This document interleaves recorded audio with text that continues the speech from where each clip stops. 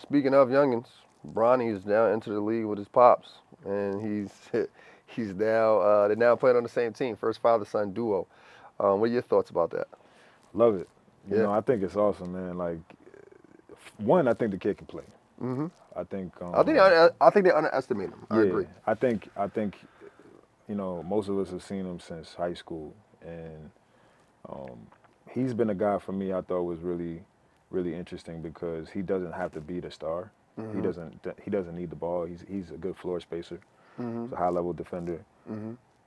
NBA athlete for certain. Um, so for me, I think he's one of those pieces that we talked about earlier in this conversation. Was like, he don't have to, be Kyrie or James, right? He Hmm. can. You can go plug and play him on a lot of teams. With a LeBron, with an AD, Hmm. and he can be very dangerous. You know what I mean? So I think, and obviously the family aspect as a new father, like that's the dream. Like Right. it would never happen for me, but I think that's awesome that that they're able to do that. Yeah.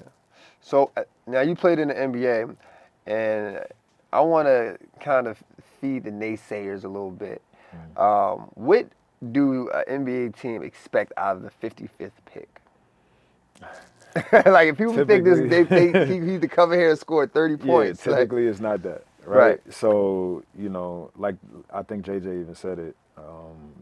He's gonna be potentially in the G League some. They're gonna see where he fits. It's a process. We usually those second round guys and undraftees like myself. Hmm. No, they're not expecting you to come in and win them a championship. You know what I mean? Right. So I think with him, with his father, and all the talent they have there with JJ, I think he has nothing but experience to learn from. Hmm.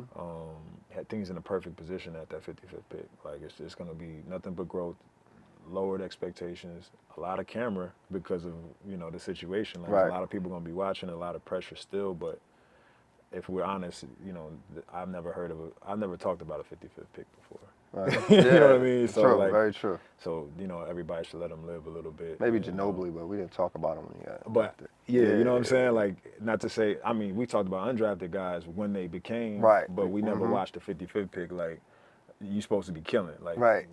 never. You know what I mean? So I think we got to give him his space, give him some time to grow because that's what he's supposed to be. Right. I'm looking forward to seeing him throw a oop to his pops, man. Yeah, yeah, me too. I mean, I think that's going to be beautiful, bro. Like, I Yeah. might get teary-eyed holding my son. Like, like, That's a fact. I feel you for on real, that. for real. I think that's a beautiful thing. And they get a lot of negativity. I don't understand why. I think it's nothing but a beautiful thing, man. And that, you know, coming from our community, traditionally, our fathers, a lot of us wasn't present. I know that's my story. My story as well. You know what I mean? So this type of story, like we should be applauding and giving them a positive energy behind. I think that's all you gonna get from me from that. Absolutely.